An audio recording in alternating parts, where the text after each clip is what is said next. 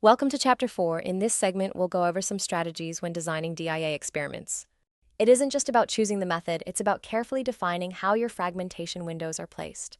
The way you set up these windows can impact on how reliably peptides can be measured, especially when dealing with deuteration shifts. We'll primarily focus on how standard adjacent DIA windows can miss peptides near the edges, why introducing slight overlaps between windows can help recover lost signal, and how staggered two-cycle DIA methods can completely overcome edging effects to ensure every peptide is measured with confidence. By the end, you'll see how thoughtful DIA window design helps maximize data quality in HDX-MS experiments.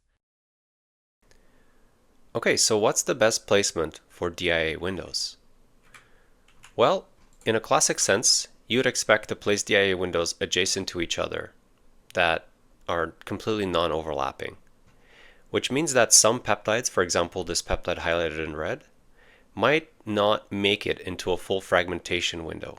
For example, if we look at the first bin, only the first two isotopes, or perhaps only the first isotope, might make it through to fragmentation, whereas in the second bin, we might be missing the first two isotopes, and this will give us unreliable fragments to measure deuteration. One way to solve this is to add a little bit of overlap between adjacent DIA windows.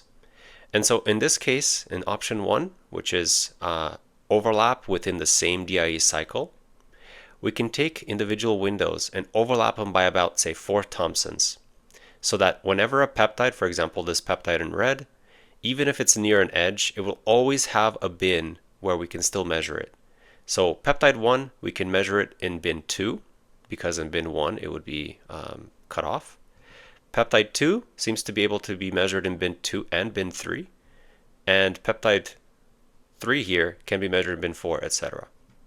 And so this method can help with cutting off signal. This is called edging effects, where some peptides that are near isolation windows can lose signal. It's also important that peptides are not close to an isolation window, and so this is how we can compensate for some of that by overlapping neighboring windows. A second option is to split the DIA method into 2 individual DIA cycles, so that you can imagine the mass spec sampling an MS1 scan, followed by the first DIA cycle, and then followed by the second DIA cycle, and then another MS1 scan. So in this staggered approach, we basically take one DIA experiment and we do put adjacent non-overlapping windows, but then in the second experiment, we add a stagger, which is roughly the size of half of our DIA windows, so that in the second cycle, the first window starts in the middle of a DIA window in our first cycle, right? So that means that wherever a peptide exists in a mass range, there will always be a DIA cycle where that peptide can be found, completely unaffected by edging signals. So for example, for this data, the first peptide would fit in bin 1A. The second peptide would actually be sampled in bin 1A and bin 1B, because that peptide is not near any edge at all in either cycle. Peptide 3, same thing. It can be fragmented in both DIA bins. Peptide 4 into bin 2B.